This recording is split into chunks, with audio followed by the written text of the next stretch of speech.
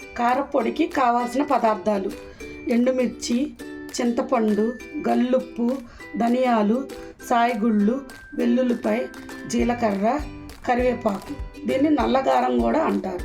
బాండీ పెట్టుకొని స్టవ్ అంటించుకొని దీనిలో కొద్దిగా ఆయిల్ వేసుకోవాలి. ఆయిల్ కొంచెం హీట్ అవ్వనివ్వాలి. హీట్ అయ్యేదాకా కాగనివ్వాలి. దీంట్లో ముందుగా మనం సాయిగుళ్ళు వేసుకుందాం. ఎందుకంటే సాయిగుళ్ళు లేట్గా వేగుతాయి కాబట్టి ముందుగా సాయిగుళ్ళు వేసి వేపుకుందాం. మిగిలినవన్నీ త్వరగా వేగుతాయి కాబట్టి సాయిగుళ్ళు ముందుగా వేసుకోవాలి. సాయిగుళ్ళు సగం వేగిన తర్వాత మిగిలినవన్నీ యాడ్ చేసుకోవాలి.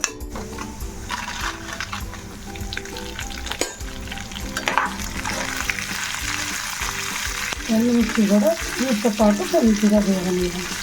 ధనియాలు, జీలకర్ర త్వరగా వేగిపోతాయి కాబట్టి ఈ రెండు కొంచెం ముందుగా వేసుకోవాలి.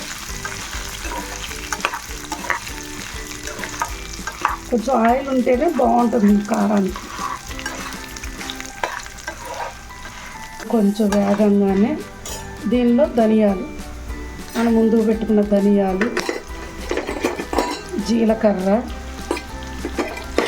కరివేపాకు ఇవన్నీ వేసుకొని బాగా వేసుకోవాలి.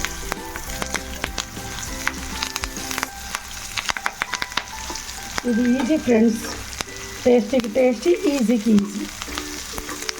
ఎంత బాగుంటుందంటే వేడి వేడి అన్నంలో ఒక స్పూను ఆయిల్ కానీ నెయ్యి కానీ మన ఇష్టం ఇలా బాగా వేగేదాకా వేపుకోవాలి.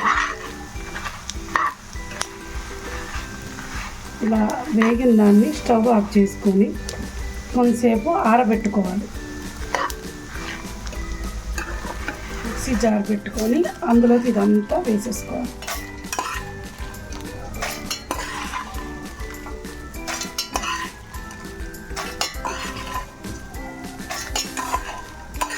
ఆయిల్తో సహా శుభ్రంగా ఇందులో పంపేసుకొని ఇందులో రుచికి సరిపడ గల్లుప్పు ఇంకా కోర్సుగా ఆడించుకొని వచ్చి అందులో వెల్లుల్లిపాయలు మనకు రుచికి సరిపడ ఎంత పులుపు తింటారో అంత, దీనికి ఎంత అంత లేదు మన ఇష్టం వేసుకొని మళ్ళీ ఒకసారి గ్రైండ్ చేసుకొచ్చుకో.